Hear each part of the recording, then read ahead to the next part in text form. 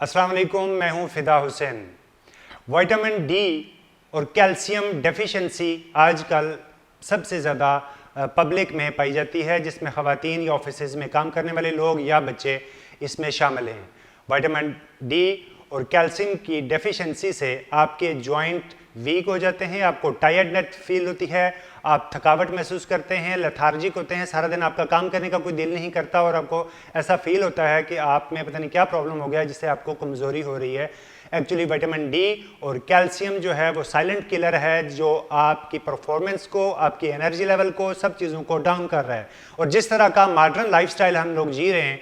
ये हमें vitamin D की डेफिशिएंसी आप अराउंड अपने कहीं भी देख लें, सब लोगों में ये इक्वली पाई जाती है और ज़्यादा तादाद में हैं ये लोग। इसको हम नेचुरली किस तरह से रिकवर कर सकते हैं, इंक्रीज कर सकते हैं या बेहतर कर सकते हैं, आप जिस तरह से भी इसको समझ लें। विटामिन डी जो है वो आपकी कैल्शियम की एब्जॉर्प्शन में हेल्प देता है। अगर आप में विटामिन डी कम है तो आपके पास जो कैल्शियम के स्टोर हैं वो डेफिनेटली ड्रॉप होंगे, कम होंगे। वो कम होंगे तो आपकी जो मसल्स की बेसिक कॉन्ट्रैक्शन है, यानी अगर हम हाथ को इस तरह भी हरकत दे रहे हैं तो ये कैल्शियम की हेल्प से हो रहा है। अगर ये कम है तो इसका मतलब हम ये भी नहीं कर सकते। ये इस लेवल तक चला जाता है कि अगर कैल्शियम आपका ड्रॉप हो जाता है तो आपकी डेथ भी हो सकती है। ये इतना इम्पोर्टेंट एक मिनरल है आपके लिए। हम इसको नेचुरली किस तरह से अपने खुराक से बेहतर कर सकते हैं और जो विटामिन डी है हम उसको किस तरह से कर सकते हैं, हम इस बारे में डिस्कस करते हैं। इसके सोर्सेज क्या होते हैं? विटामिन डी जो है वो सनलाइट के एक्सपोजर से आप उसको हासिल कर सकते हैं। यहाँ पर भी वो एक क्या कह लें, कंट्राडिक्शन है या कुछ इख्तलाफात आप समझ लें कि पाए जाते हैं कि जी भाई जो सन है आजकल इसमें ये सनलाइट आप नहीं ले सकते, ये आपकी स्किन खराब कर देता है और पता नहीं क्या होता है। एक्चुअली ये पिछले 500 मिलियन साल से यही सनलाइट से ही हम लोग विटामिन डी जो है वो बॉडी में D3 एब्जॉर्ब करते रहे हैं स्किन के अंदर, और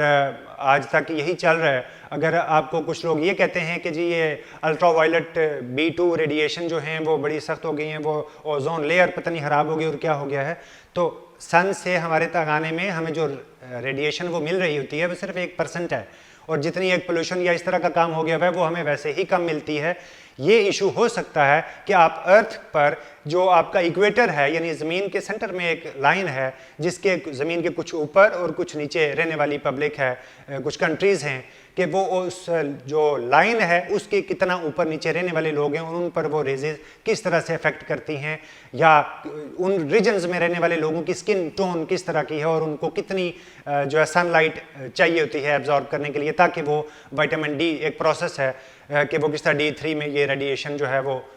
कन्वर्ट होती है और आपको वो विटामिन डी मिलता है। उसमें जो उस लेयर या उस लाइन जो है आपकी उसके ऊपर नीचे रहने वाले लोग हैं उन पर सनलाइट डायरेक्ट पड़ रही होती है ऑलमोस्ट, और